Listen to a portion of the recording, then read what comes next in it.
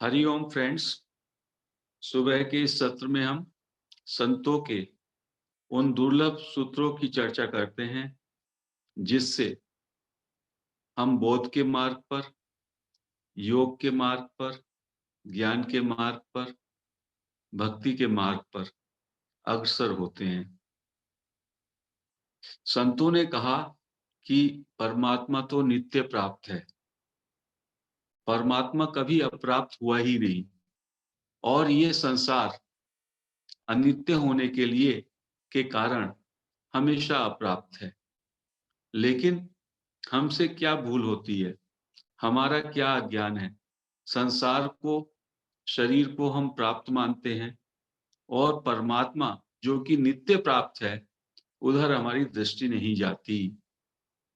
जैसे ही हमारी इस भूल का कि ये शरीर और संसार प्राप्त है, जो कि वास्तव में अनित्य होने के कारण अप्राप्त है, जैसे ही ये अंडरस्टैंडिंग आ जाएगी, नित्य प्राप्त परमात्मा स्वतः स्फुरित हो जाएगा। वो तो हमेशा है, लेकिन भ्रम के कारण, अज्ञान के कारण हमारी दृष्टि उधर नहीं गई है।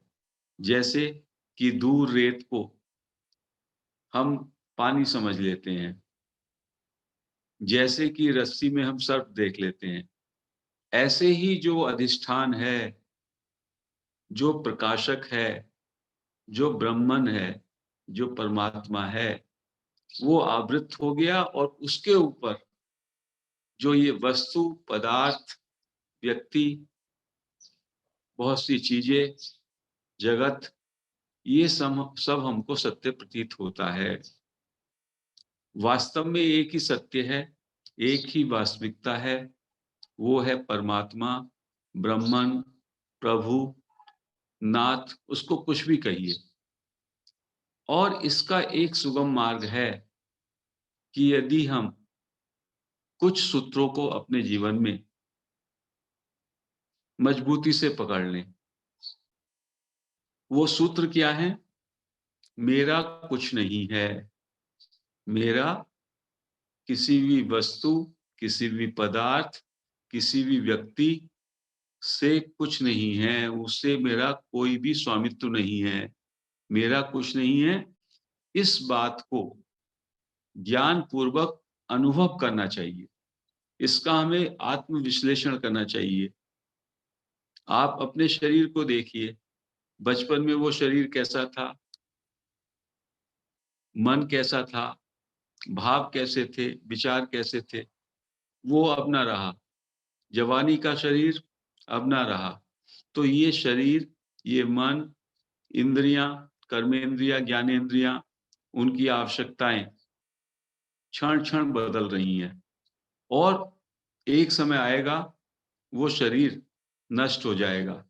तो ज्ञान पूर्वक इस बात को अनुभव करें कि जो पहले नहीं था, बाद में नहीं रहेगा, वो अभी भी नहीं है। मेरा कुछ नहीं है, और मेरा उससे कोई रिश्ता ही नहीं है, उससे कोई संबंध ही नहीं है, क्योंकि जो मेरा स्वरूप है वो नित्य है, और ये सारी की सारी वस्तुएं तो अनित्य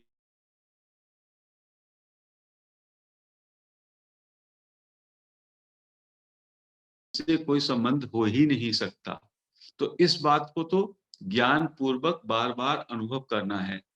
जिससे भी आपको मोह आए, वही पूछिए अपने से, क्या इससे ये मेरा है? क्या इससे मेरा हमेशा का कोई नाता है? आपको ज्ञान हो जाएगा। इससे तो एकमात्र संयोग हुआ है, और वो संयोग किसी ना किसी दिन वियोग में बदलेगा। सांसारिक वस्तुएं, शरीर, ये सब को जब हम ये मान लेते हैं ये मेरा कुछ नहीं है, इस बात का ज्ञान का अनुभव करना चाहिए। दूसरी बात, दूसरा सूत्र, मुझे कुछ नहीं चाहिए,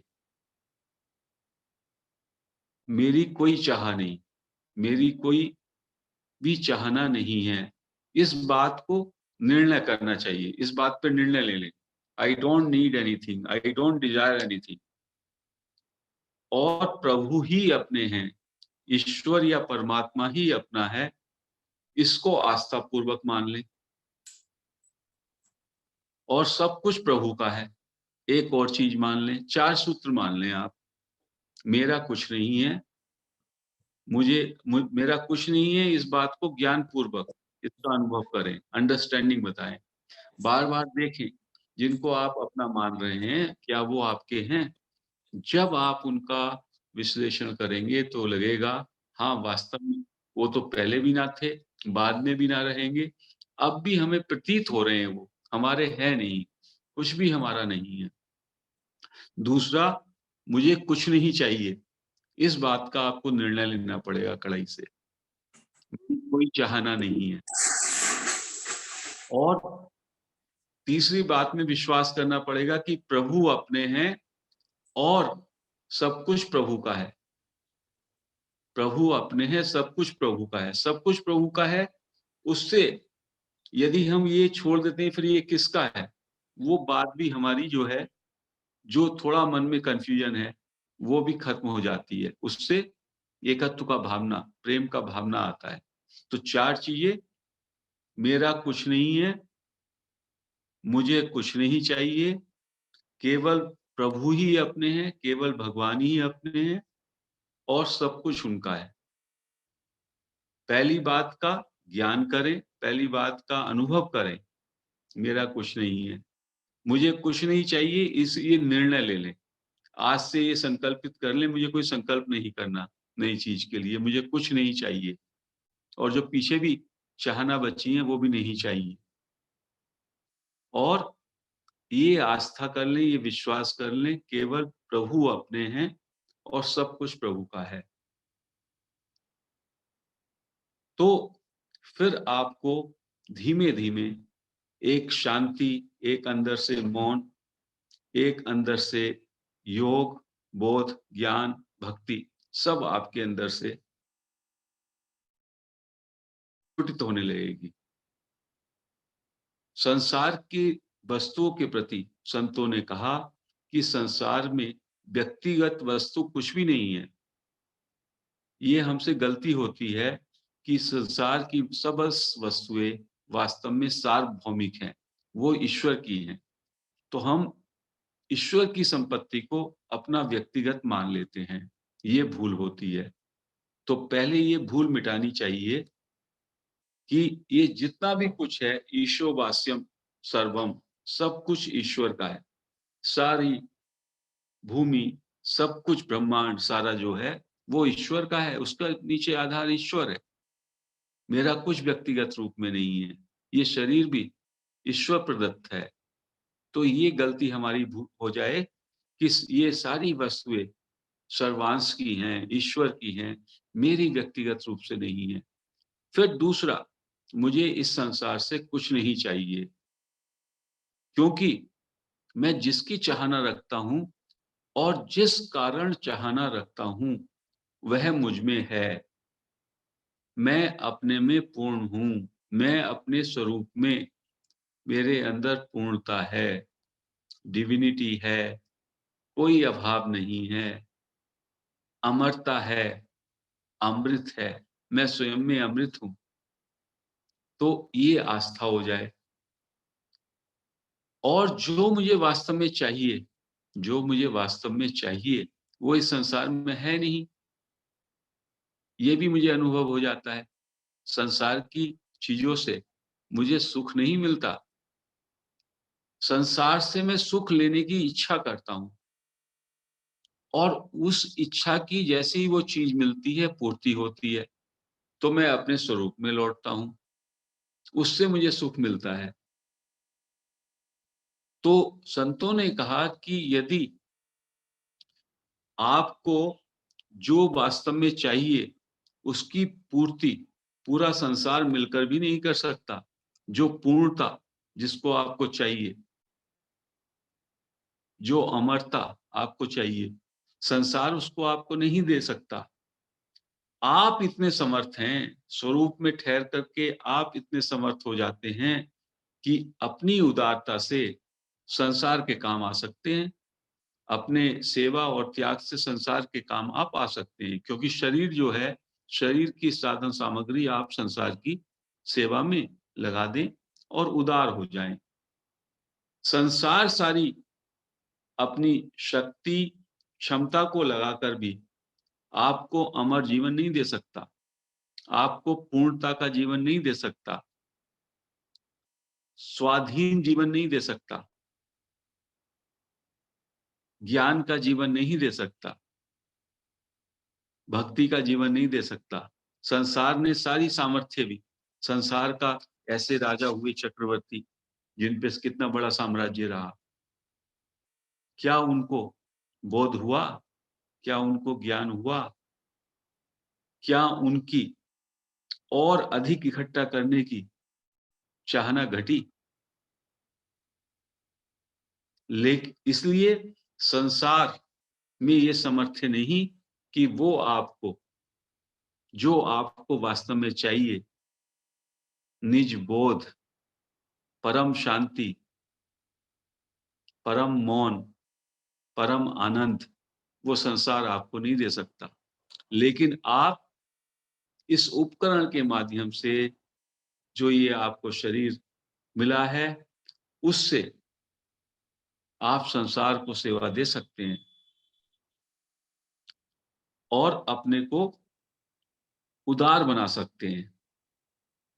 तो शरीर शरीर से आप संसार की सेवा करें, संसार से कुछ भी चाहना ना रखें, और संसार सारी शक्ति लगाकर भी ना तो आपको अमर जीवन दे सकता है और ना स्वाधीन जीवन दे सकता है, जीवन मुक्त कर सकता है। इस सत्य को स्वीकार जैसे ही आप कर लेंगे, असाधन का नाश होता है। असाधन क्या है? असाधन हम यही है कि हम बाह्य उपकरणों से, हम क्रिया कांड से, कर्म कांड से उस तत्व को जानना चाहते हैं, उसका बोध करना चाहते हैं जो कि उस कर्म कांड से परे है। तो सच्चे साधन की अभिव्यक्ति जब होगी, जब आपका असाधन छूट जाएगा। अभी तो हमको केवल संस्कार में यही मिला है, कुछ भी पाने के लिए, कुछ भी प्राप्त करने के लिए कड़ा परिश्रम करना पड़ता है, अपने मन, बुद्धि, इंद्रियों को लगाना पड़ता है। ये सब चीजें किसी वस्तु को प्राप्त करने के लिए तो सही है, जिसका उत्पत्ति होना है, जो विनाशशील है, उसके उत्पन्न करने के लिए तो हमें ये श्रम करना पड़ेगा। लेकिन जो हमारा निस्वरूप है, उसके लिए केवल अपने ज्ञान को, ज्ञान के प्रकाश को जगाना है या अज्ञान को हटाना है। तो साधन का मतलब होता है, जब आप एक सच्चे साधक हो जाएं।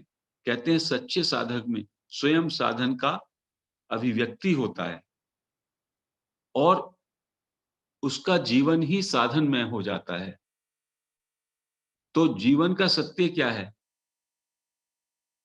जीवन का सत्य ये है कि संसार से आप जो चाहते हैं, वह आपको नहीं दे सकता। लेकिन यदि संसार आपसे कुछ चाहे, वो आप उसे दे सकते हैं। इस बात पर संतों ने कहा बहुत अच्छी तरह से मनन करना है। हमारी दिशा उल्टी है। हम संसार से चाहना रखते हैं और इकट्ठा करना चाहते हैं, संग्रह करना चाहते हैं, भोग वृत्ति है और उससे सुख पाना चाहते हैं। तो उससे आपको अनश्वर, हमेशा रहने वाला सुख ना मिलेगा। ये भ्रम है। तो संतों ने कहा कि अपना मोल, अपना मूल्य आप संसार से ज्यादा कर लो, तब आप अचाह हो जाएंगे। संसार की वस्तुओं में जब आपको तुच्छता लगेगी, इन सब में कुछ नहीं है, ये सब नश्वर हैं, ये कभी रहने वाली नहीं है, इनका संयोग वियोग है, तब आप जो है अचाह हो जाएंगे और अप्रयत्न हो जाएंगे। प्रयास भी करना छूट जाएगा आपका। और जैसे ही आप अचाह होंगे, अप्रयत्न होंगे, तो शरीर से आपका संबंध विच्छेद हो जाएगा और मात्र परमात्मा रह जाएगा। सेल्फ इंक्वायरी से भी धीमे-धीमे जब हम ये आई पर ठहरते हैं और आई का मर्ज होने का मतलब है सोर्स में, शरीर से अहंकार की निवृत्ति, अहंकार या शरीर से संबंध विच्छेद, चित्त जड़ ग्रंथि जो है वो टूट जाती है और मात्र चैतन्य या परमात्मा ही रहता है। तो जानने की शक्ति आप में है, मानने की शक्ति आप में है और करने की शक्ति आप में है। 3 चीज़ें बताई। मनुष्य में 3 चीज़ें हैं। एक है जानने की शक्ति, एक है मानने की शक्ति और एक है करने की शक्ति। तो कहा जो करने की शक्ति है उससे हम खुद अपने लिए, अपने हित के लिए, स्वार्थ सिद्धि के लिए लाभ उठाना चाहते हैं। लेकिन ये करने की शक्ति को दूसरों के हित के लिए मोड़ना पड़ेगा। और जो जानने की शक्ति मिली है हमें, उससे हम दूसरों की भूल मिटाना चाहते हैं, जो कि अपनी भूल मिटाने के लिए है। तो जानने की शक्ति जानने की शक्ति का जो उपयोग है, वो अपनी भूल मिटाने के लिए करें और करने की शक्ति जो अपने लिए करते हैं, वो दूसरों के लिए करें, दूसरों के हित में करें और मानने का काम, वो परमात्मा के लिए है। तो करने की शक्ति का उपयोग दूसरों की सेवा में, जानने की शक्ति का उपयोग अपने लिए और मानने की शक्ति का उपयोग परमात्मा के साथ करना है। बस ये 3 चीज़ें हो जाएँ, तो कार्य संपन्न हो जाता है। संतों ने कहा कि परमात्मा को जाना नहीं जाता, परमात्मा को आस्था से शुरुआत करनी पड़ती है, परमात्मा को माना जाता है। और जैसे ही परमात्मा में आपने दृढ़ आस्था की, परमात्मा को गहराई से माना, तो वो माना हुआ नहीं रहता, वो प्राप्त हो जाता है। तो भगवान को में गहरी आस्था कर लो, करने की शक्ति दूसरों के लिए लगा दो, जानने की शक्ति अपने लिए और परमात्मा में दृढ़ आस्था कर लो। तो जैसे ही आप ये करेंगे, मेरा कुछ नहीं है, मुझे कुछ नहीं चाहिए, केवल भगवान ही मेरे हैं और ये सब जगत ईश्वर का है। तो इससे धीमे-धीमे आपकी कामनाएँ समाप्त हो जाएँगी, आप अचाह हो जाएँगे, आपके संकल्प खत्म हो जाएँगे और उसके बाद नित्य प्राप्त ईश्वर, नित्य प्राप्त परमात्मा, जो कि स्वयं प्राप्त हैं और जिसमें आपकी दृढ़ आस्था हो गई है, वो प्राप्त हो जाएँगे। वो तो ऑलरेडी प्राप्त हैं, उसका बोध हो जाएगा।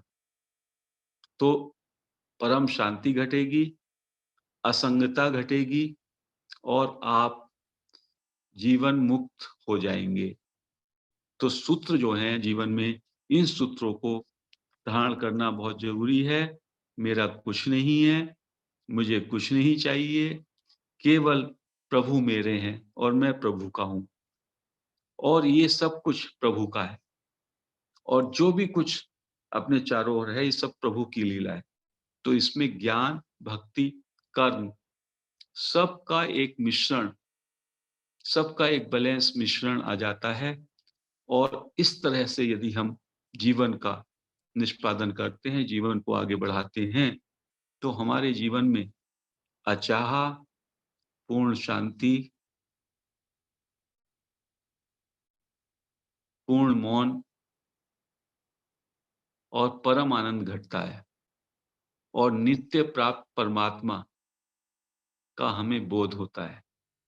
परमात्मा के प्रति प्रियता बढ़ती है, निष्कामता बढ़ती है तो उससे कहा असंग हो जाएंगे तो योग हो गया, अपने अपने को अपने में तुष्ट करेंगे तो वो ज्ञान हो गया, और प्रियता हुई तो भक्ति हो गई, और कर्म दूसरों के लिए लगा दिया तो अकर्म हो गया।